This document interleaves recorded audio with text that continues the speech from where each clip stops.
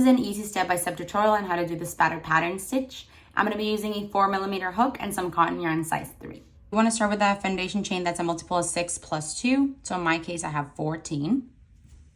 So for row 1, you're going to do 1 single crochet into the second chain from your hook. So that's going to be 1 single crochet. Now you're going to skip 2 chains, 1, 2, and onto the third, do the following cluster. You're going to do 1 double crochet, a chain 2, into the same stitch, do another double crochet, a chain 2, and into that same stitch, do 1 double crochet. So this is like a little cluster that you make.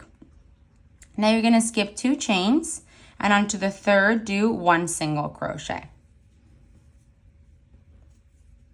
And your row repetition essentially starts when you skip the 2 chains.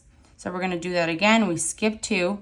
Onto the third, we do the cluster of 1 double crochet, 2 chains, same stitch, 1 double crochet, 2 chains, same stitch, last double crochet.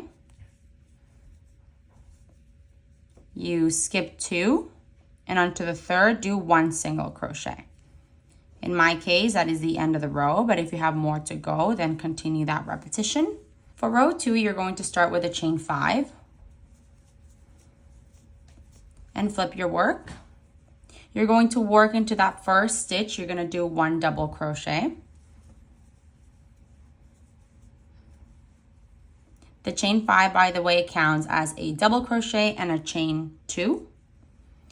So now you're going to skip this first double crochet and the chain 2, and onto the middle double crochet from the cluster, you're going to do 1 single crochet. Now you're going to skip the chain 2, the double crochet, and onto the single crochet, you're going to do a cluster. So that will be 1 double crochet, chain 2, into the same stitch, another double crochet, chain 2, and into the same stitch, 1 more double crochet. And so that's your repetition.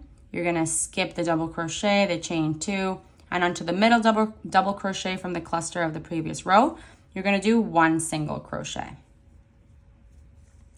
So essentially for this row, you're doing single crochets into the middle of the clusters from the previous row and clusters into the single crochet from the previous row. So now I'm coming up to my end of the row here. I've done my single crochet into the middle of the cluster, and I'm going to finish by skipping the chain 2, the double crochet, and onto the last stitch, which is a single crochet. I'm only going to do 2 double crochets. So we do 1 double crochet, a chain 2, and 1 final double crochet.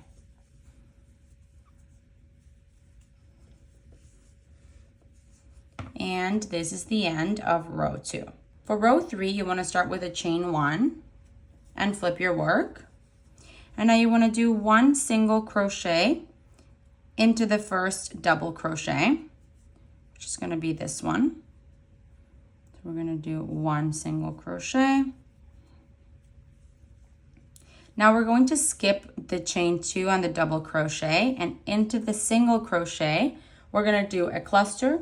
So that's going to be 1 double crochet, chain 2, onto the same stitch, 1 double crochet, chain 2, and onto that same stitch, 1 double crochet.